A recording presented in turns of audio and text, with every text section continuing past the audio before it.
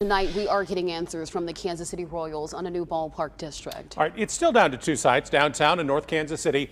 And for the first time, we're getting a look at what each district could look like. KMBC 9's Dennis Evans joins us live. And Dennis, both offer something different.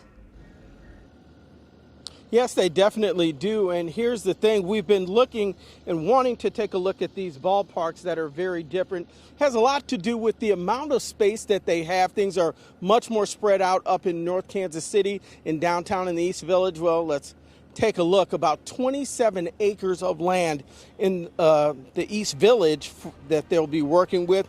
It's going to be surrounded by 10th and Cherry with the highway just on the other side. The stadium seats about 34,000 fans. It has an open entry behind home plate. This location will have a fan plaza, retail space, residential, and a little bit of hotel as well, and a bridge that goes across the highway over to the Paseo area. On north of the river, that stadium is going to be located near Armour. It's going to have about 90 acres with a more spread out look than downtown, a greater focus on residential and hotels, including a hotel in the outfield with the view of the ballpark and entry into the park. Both are going to have about 4,000 seat venues for concerts.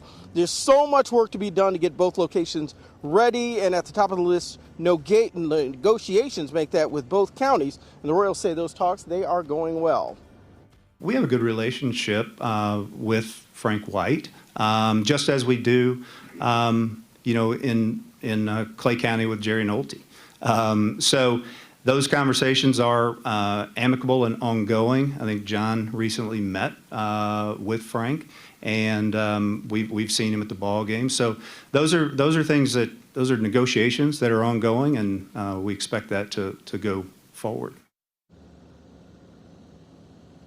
2028, when the Royals say they would like to be moved into the new ballpark in time for the opening day. They talked about the hundreds of millions of dollars that this new ballpark village is going to bring to the area, and it's something that they say they are ready to get up and get going, but there's going to be a lot of work that still needs to be done.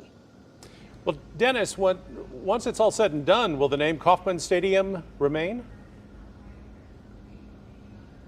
Yeah, Chris, that's one of those things we really don't know, but judging by what I saw today, I think the answer is no. He was asked directly that question, the president of business for the Royals, and he said, they'd like to find a way to honor the Kauffman family, but it is a business, and they would really like to find a local company here in Kansas City to be able to purchase the naming rights. I mean, there's the emotional part, but at the end of the day, it is about business and big bucks, and there's big money in naming rights for baseball stadiums. Chris? I was just going to say it is a revenue stream like many other places. All right, Dennis, thanks. We'll continue to follow these developments, let you know when the Royals make a decision, and you'll find those updates right here and at KM.